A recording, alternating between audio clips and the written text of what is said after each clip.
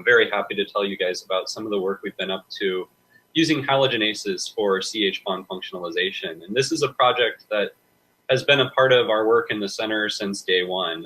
So I'll hope to highlight a couple aspects of it that were uniquely possible due to industry and academic collaborations within the center. So I always like to motivate this discussion of enzyme catalysis, with a basic discussion of catalysis and molecular recognition, right? And my training, my graduate work was all in the small molecule world. And one of the things that I came to recognize was the utility of these catalysts, when you have the possibility of recognizing features close to a reaction site, right? This gives you predictable reactivity on simple substrates. And I think one that everybody can appreciate would be this sort of reactivity where you have a directing group. But the same goes if you're using stereoelectronic effects as directing modulators and all sorts of different things for CH functionalization, okay? Again, for simple substrates, this is great. We bind the directing group, we react close to it. But if you have more complex substrates, then you start to need more subtle features. You need chemoselectivity, which is effectively, different forms of substrate control to guide your catalyst to a particular site. And this ultimately limits the control we have over selectivity and specificity, because the catalyst, of course, is then sampling multiple sites on the molecule, and you're relying on their differential reactivity for selectivity. So one of the things that my group is working on broadly is trying to increase the span of molecular recognition that we can use in catalysis. This little arc on my chem draw to the right is meant to say that we're going to try and bind the whole substrate, rather than a directing group, or rather than simply interacting with a single site on a substrate. We think that if we could do this effectively, we could enable a wide range of applications in catalysis. For example, new reactions and strategies by reducing the need for directing or protecting groups. We think that ultimately we could move into interesting environments for catalysis in water and cell lysate, and ultimately live cells, where we could augment metabolic pathways and things like this. Ultimately, we also think we could get to new organometallic chemistry, right? Because we're not going to play the game anymore of tuning chemoselectivity. We're going to try to go for highly reactive intermediates that we're going to harm and then control them using molecular recognition rather than any inherent chemoselectivity, okay? Now, certainly other people have thought about this for a very long time. One of my scientific heroes, Ron Breslow, sort of pointed the way, I think, when he demonstrated these porphyrins bearing these binding groups, these cyclodextrins that could anchor substrates proximal to a reactive manganese oxo. When I was in the Bergman group, I saw Bob and Ken Raymond building these beautiful clusters and encapsulating small molecule organometallics that could then modulate the substrate specificity of the organometallic. And of course, we've seen Scott Miller demonstrate these lovely peptide catalysts that can orient substrates in particular ways. In all of these cases, you see molecular recognition guiding reactivity in very powerful ways. So what do we learn from these, right? I think a lot, but I think there are some key lessons that we can improve upon, right? One is that while they look sort of big from one perspective, if you're typically focused on ligands and metal ions, they're actually quite small, okay, relative to the systems I'm going to discuss. And that causes problems, right? You're not completely encapsulating substrates, right? So you don't have complete control over the substrate. Often the syntheses are challenging, certainly not for peptides, right? But for the types of systems that Breslow is working on, these are very difficult to modify. And so you end up in the one catalyst, one substrate trap and very difficult to get out of.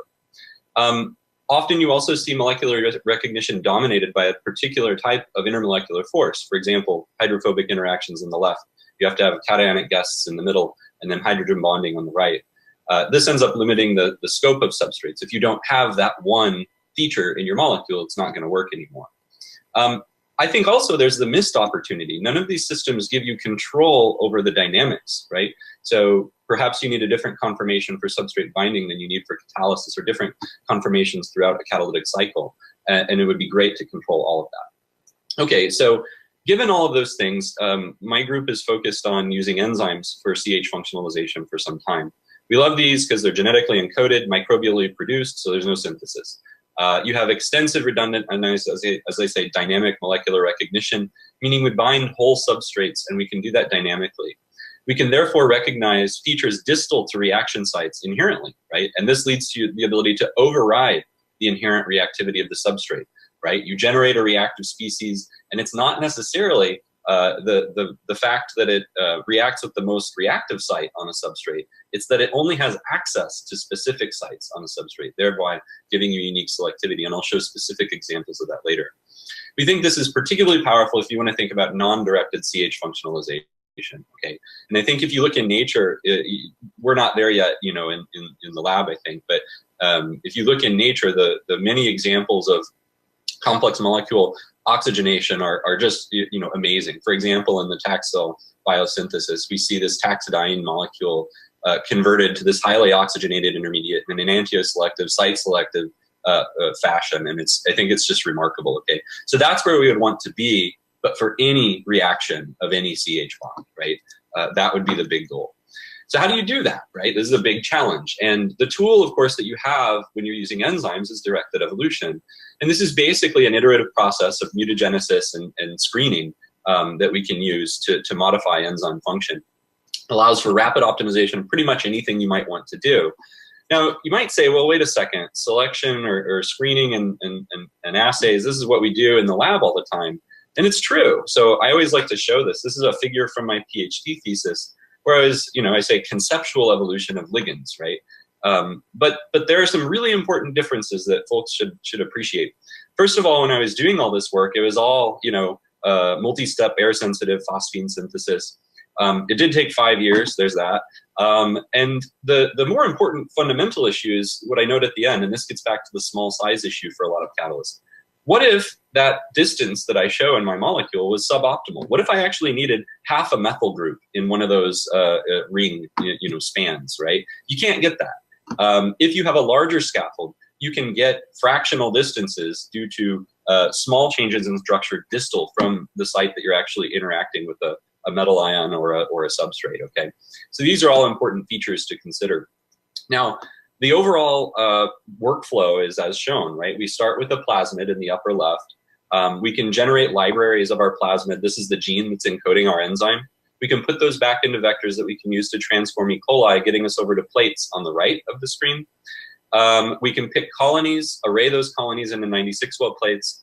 Once we have things in 96-well plates, at that point you can lyse the cells and you basically have solutions of aqueous catalyst for whatever assays you want to do.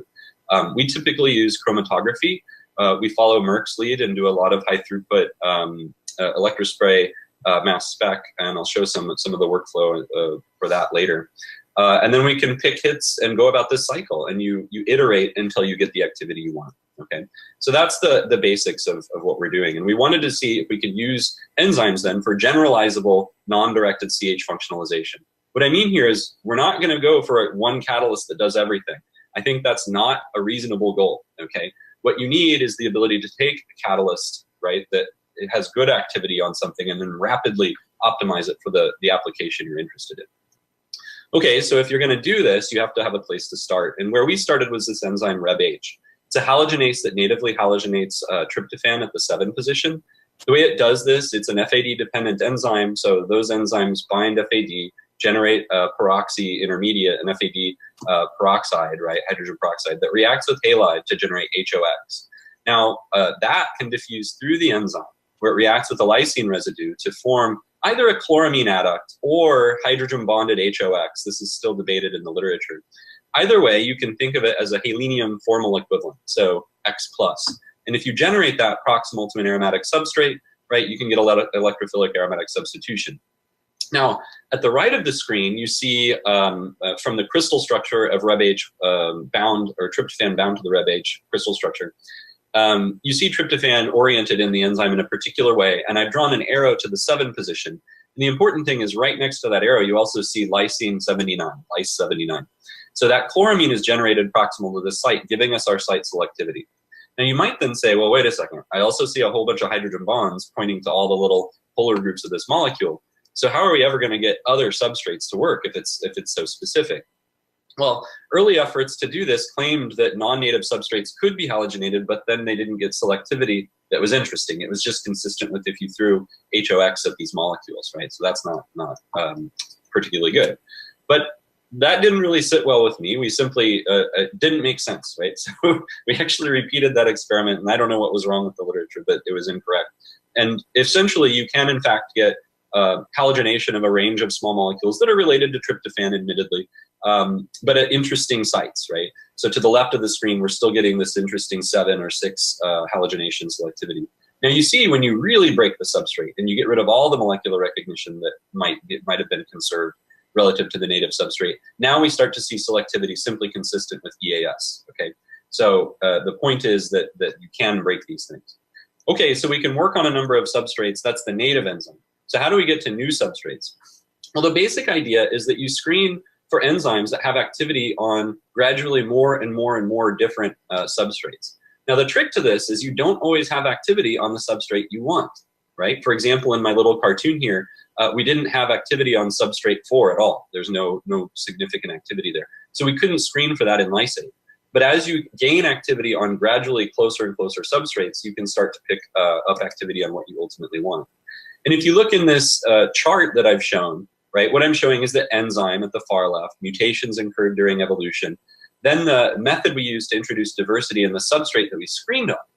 So you see in the first 2 rounds, we screened on substrate 1, and you see we can bump up the activity from 43 to 53% yield on substrate 1. But look over at substrate 2 now. We weren't screening for this. Its activity on 2 just happens to increase, and it just happens to increase enough, and it's only a bit, right, from 5 to 7%, but that was enough that we could reliably screen on 2. Now when we screen on 2 in the 3rd round, look what happens to the activity on that substrate. It dramatically increases.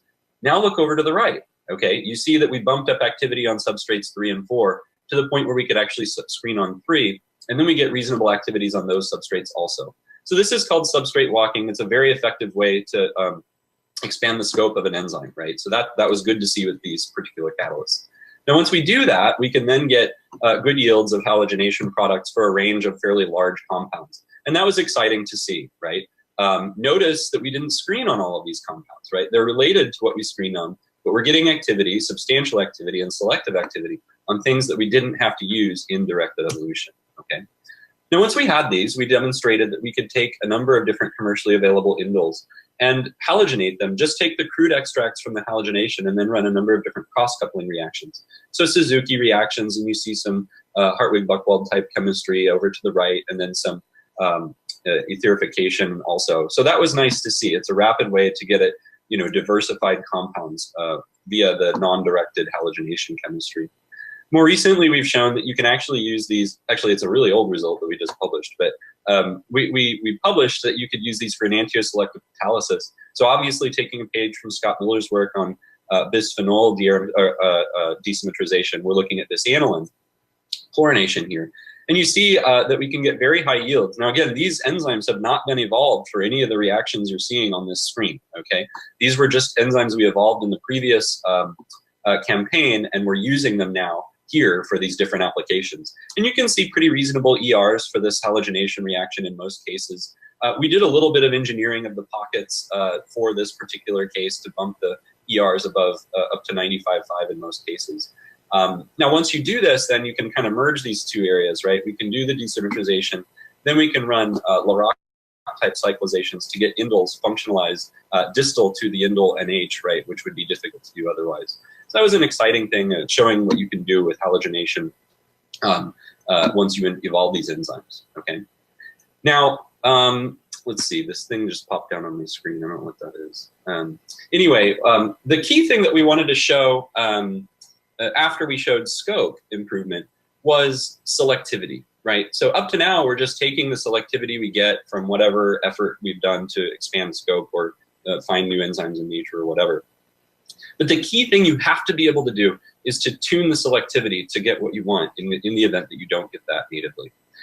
Now, in the context of indoles, we thought this would be very powerful, right? Because the typical way that this is done is you take an indole, you install a directing group, then you use the directing group to functionalize, and then you remove the directing group, or blocking group it could be also. It would obviously be a lot more efficient to simply go from the unprotected indole, functionalize it where you want, okay? Particularly given that some of these directing groups are fairly complex and the substrate limitations are significant that you have to deal with in those cases. So the way that we were going to do this was using a fairly unique screen where we substitute our indole substrate at the 7 position with the deuterium atom. Now if we halogenate with the native selectivity, we get chlorination and we lose the deuterium. If, on the other hand, we evolve our enzyme so that it halogenates elsewhere, we have the deuterium still in place, and then we can easily detect this difference by mass spec. So at the right, you see we can run our reactions in 96 well plates, rearray the reactions onto MALDI targets, and then just shoot these and look for this 196 to 195 ratio.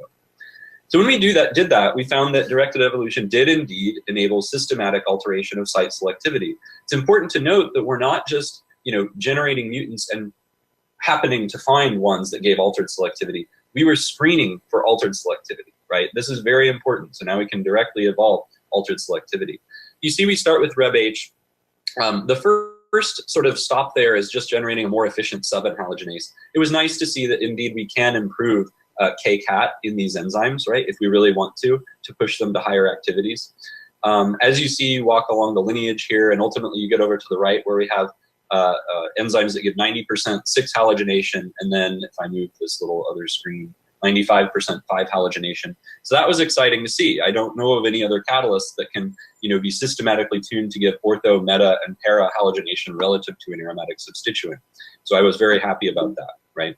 So at this point, we then looked into, well, what happens if we substitute the substrate? Are the enzymes still selective? And I don't want to spend much time on this because we don't have a ton of time anyway. The bottom line is you can tolerate minor substitutions and you get, a 6-halogenase typically stays a 6-halogenase. The 5-halogenase breaks a little easier, so when you change substitution on it, you can see that our selectivity down towards the right drops down a bit. But in general, these things were fairly robust to substitution. I think much more interesting, though, was the potential for the activity and selectivity of these enzymes, to evaluate the activity and selectivity of these enzymes on very different substrates. So this is something we did within the center with Novartis. And basically, we took our halogenase library, or a subset of it, and screened a number of enzymes against a large number of substrates. And what we came up with is this large table, okay? And what it shows on the left are a number of different enzymes from bacterial tryptophan halogenases and fungal halogenases. And then you see different classes of substrates across the top, right? Indoles, pyrroles, anilins, amylids. Those nitrogen-containing compounds we're going to call panel 1 for later. You also see some phenols. Now, the little pixels are individual reactions, okay? So green is high yield, red is 0. The first thing I want to throw out is obviously we have activity on a very wide range of non-native substrates that had nothing to do with the evolution that we've done, okay? So very important to appreciate. The other thing that you'll see, and that we'll get to in just a moment, is sort of very unique reactivity. Look at the phenol section, right? The tryptophan halogenases have fairly poor activity on phenols, but look at those fungal halogenases, right? Down in the lower right corner, you see modest activity on a number of these substrates. That's very important for later, for where we're moving now. To get a feel for the panel 1, so the nitrogen-containing substrates that worked, here are some of the substrates we're dealing with.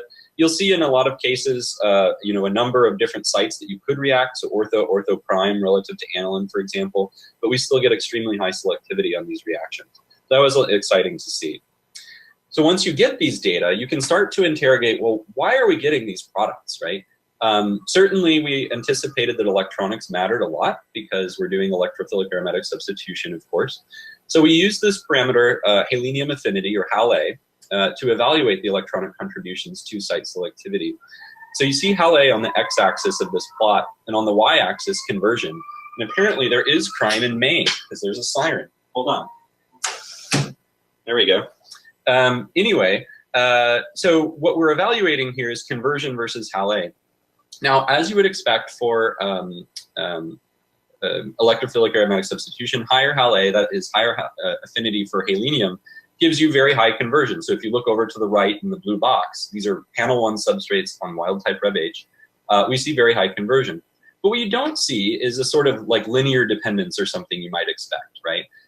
In other words, if you look at the left side of the blue box, we have guys that have relatively low halenium affinity but still give very high conversion. Moreover, we have plenty of examples on the x-axis, right, throughout that range that have very low conversion despite having high HAL-A. So electronics isn't everything, right? It's not a matter of just having an activated site. So what's going on there? Well, of course, the molecular recognition matters, right? So we evaluated this, again, well, Novartis helped us with this, doing docking simulations. And this was sort of a partial success, right? So what this shows, if you look at figure A at the bottom, right, what I'm showing is the substrate 46 in red overlaid with tryptophan in the RebH crystal structure in pink, okay? And there's an arrow pointing to one site on the red substrate, and that happens to be the site that's halogenated. Now you'll note, if you look at the bottom structure, the halenium affinities for a few different sites on the substrates are shown. And you see that 163 corresponds to the halenium affinity of the CH bond that's actually halogenated. You'll note that that's lower than the halenium affinity of the CH on the triazole. Okay, so in other words, we're halogenating a less activated site. But the docking shows why that is. Look where we're close to. The lysine 79 that forms that chloramine is right next to the site that we halogenate. In other words, we're holding more reactive sites away from the reactive center, therefore giving us site selectivity. You see the same thing in panel B. Now the problem was, and you often don't hear this in docking studies, but it turns out it didn't work all the time. There were plenty of examples, for example, the substrate 43 and 30, and we had this in the paper, right, where the docking clearly shows that you bind in a way that points the CH bond that's halogenated very far from the lysine that we know is doing the business here, right? So this is a clear issue that we have to address, okay? So how can we improve our models for predicting the selectivity of these enzymes, right? We know electronics and binding matter. How can we get better measures of these? Well, the first thing we did was crystallize our 3 variants, right? So there are the crystals. We solved the structures. And you can see the mutations are shown as spheres. So the mutations are sort of scattered throughout the structures. We've looked carefully at these. You can glean some information about how substrate might orient in these systems due to in the static structures. But that's really not how catalysis works in these, right? There's opening and closing. There's substrates jiggling around relative to the chloramine. So to look into that further, we teamed up with the Hauk group, who has a lot of experience trying to rationalize enzyme reactions using MD simulations. So what the Hauk group did was sort of parameterize a model where they come up with some parameters to describe tryptamine binding within RebH, okay, and our variants. And they basically have a distance which defines how far the substrate is from a putative reaction center, which you could consider either HOX or the chloramine, right? And an angle that defines how the substrate is oriented relative to that distance. And you see little sectors that would then correspond to 7, 6, and 5 halogenation in red, blue, and gray, respectively. Now, in their simulations, they find that tryptamine can bind in either a so-called normal configuration, which is basically how tryptophan binds in the crystal structure, or a flipped configuration, which is simply the flip of it. You flip it over. Now, once that happens, right, you can have those 2 distance parameters, the distance and angle parameters evaluated, and I show that here, and we see 2 clusters, right? So all these dots point to different simulations, right, or are results from different simulations. And you see a cluster corresponding to a bunch of normal configuration binding poses and a bunch of flipped configuration binding poses. Now look at the distance. Obviously we see the distance is lower in the flipped configuration, okay? And we see that those all are lying in the 6 halogenase sector, which is great because 8F is a 6 halogenase. In other words, we can use this model to predict the site selectivity of these enzymes. Moreover, the model worked for the other 2 enzymes that we evolved for tryptamine halogenation. So that was great to see. Now, importantly, when we then use this explicit haloamine model, we moved from the sort of general reaction center to one where the haloamine is explicitly modeled. Not only do we see, so in the light green circle, that's what we were able to do with docking, for example, right? But now with this explicit haloamine model and MD simulations, we can actually model the selectivity of all of these substrates that we've evaluated. So that was really exciting to see, and I think that'll be a very valuable tool moving forward, okay? Now, the last thing I kind of want to discuss is, moving beyond RebH and what we've done to date, right? I showed in that larger graph before the sort of difference between the fungal halogenases that operate on phenols and the tryptophan halogenases that operate on nitrogen-containing substrates. And I show here some of the phenols that were halogenated. But what this really pointed to was the very different activity you get from genomically from sequence differences in these enzymes, okay? So that led us to then interrogate this phenomenon much more broadly, right? We did a sequence similarity analysis of the entire FDH family, right, that we obtained from BLAST searches. Now, you'll see different colors on these enzymes. Blue is uncharacterized, totally uncharacterized enzyme. No one has any idea what it does. But then you see I've coded some of these with red, yellow, and green. And that corresponds to the known substrate specificity of some of these enzymes. For example, in red are all the enzymes that operate on indole-containing substrates. Yellow, all those that work on phenols. Green, all those that work on pherols. And you'll see that those happen to fall into these different clusters. So the sequence similarity network tells us about the functional capabilities of different enzymes. So if you want to interrogate broadly halogenase scope, it's a good idea to interrogate all of these clusters, right? Because you don't want to miss sequence diversity that might be interesting. If you want to interrogate certain clusters more, for example, we were very interested in the phenol enzymes, we can sample those clusters more heavily, okay?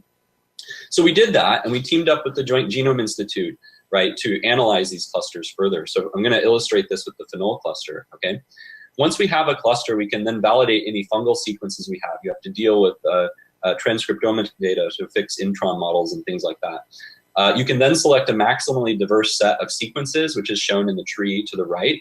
And then the JGI synthesized all these genes, and we go from sort of the raw UniProt sequence database down to a set at the right of enzymes that we actually looked at. So we're going to look at 48 enzymes from the indole cluster, 39 from phenol, 8 from various other, from the pherol pathway, and then 28 from completely uncharacterized other clusters. Sorry, not pathway, but clusters.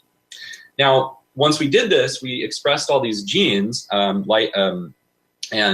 we're able to actually purify 79 new halogenases. So this is actually more than have ever been evaluated in the whole literature. So that was exciting to see.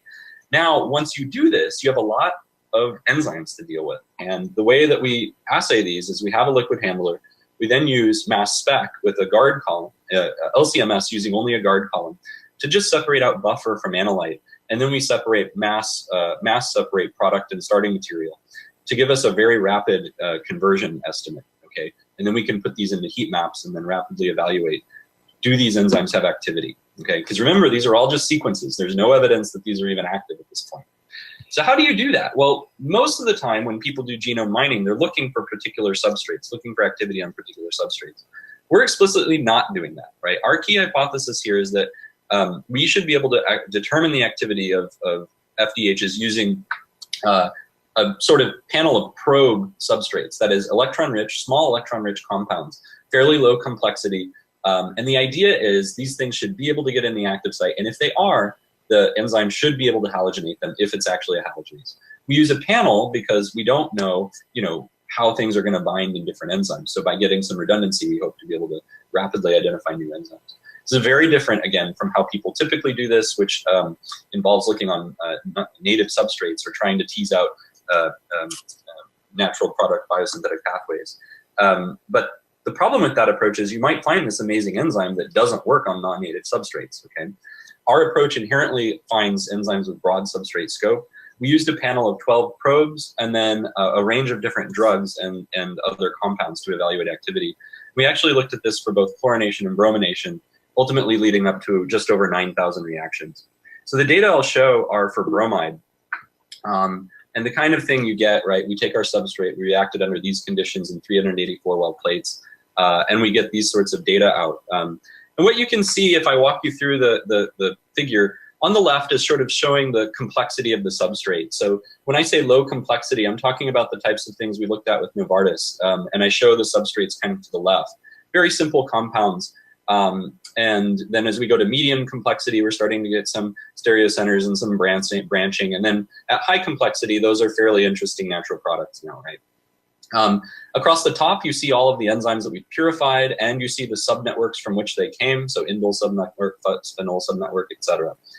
At the far right, you see the overall activity from the entire substrate set. So for example, we were able to halogenate 88% of low complexity substrates with our panel, 52% of medium, and 41% of high complexity substrates.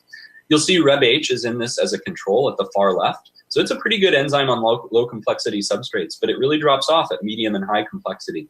And that's where you see all these other enzymes really start to shine. So for example, tetrabenazine, the substrate sort of third from the bottom, was not halogenated at all by RebH or any of our previously evolved enzymes, but it is by random enzymes that we found. Same thing, we find that actually the two bottom substrates are fairly commonly halogenated actually by a lot of enzymes. So we're currently working through all these data and trying to figure out a lot about these different families and what they can do that's unique relative to anything that's been evolved. Okay. So in general, I think to summarize, right, we've pretty clearly shown that you can engineer these enzymes for selective CH functionalization, right? We've evolved the stability, the substrate scope, enantiomer selectivity, and site selectivity of these enzymes. We're currently working to improve scale. Typically, we're running reactions on 10 to 100 mgs, but via whole cell biocatalysis, this is something we should be able to rapidly improve. We've also shown that evolved halogenases have broad scope towards substrates that you don't evolve for, and that's important. That was done with Novartis. We've then shown that evolved halogenases are great models for understanding FDH activity broadly, right? Our crystal structures of evolved halogenases are showing mutations that are beneficial throughout the entire structure, and MD simulations have been used to improve predictability of FDH catalysis, and that was done with Ken Hauk's group. Non-targeted genome mining, meaning just throwing a net and pulling this thing in and seeing what we can get in terms of new enzymes, is clearly a very efficient way to identify new FDHs. I just said that 88% of these enzymes have activity, okay? So we found a lot of different enzymes, and that was just on the substrates we looked at. It's not to say that the other 12% aren't active. We have a great workflow for probing this. The probe substrate approach worked very well, and it allows us to look for activity when we don't know the native substrate. So 79 new FDHs is more than anybody's ever characterized, and 88% of these, again, have activity, at least on the substrates we've looked at so far. So where are we going? Well, synthetic applications, right? We want to ask, what can our mined FDHs do that nothing else can? So that's the sort of thing we're working on before we can write up this genome mining story. Detailed characterization of all of these enzymes is underway. So at IU, we have a very automated, highly automated crystallography workflow that's going to help that. And I'm really excited to see what kind of new structures we find in this mined set. We're also then kind of going backwards and trying to understand what natural products these things might be halogenating, right? It'll be very fascinating to look for new halogenated things in the natural product universe. So it's exactly the opposite of how these are typically found. Typically, we find a halogenated natural product and try and find the enzyme that does it. We're going the opposite way. So with that, I have to acknowledge the folks that did this. My group is shown the current group is shown at the left, and current collaborators have been very indebted to IU for giving me a chance to continue this work. I have a great group of students in the past who did this halogenase business also. So you see the 5 folks over there who were halogenasers, and we're excited to keep moving with this project. Thanks again for the invitation, and I'm happy to take any questions however we do that. Thanks. Okay, Jared.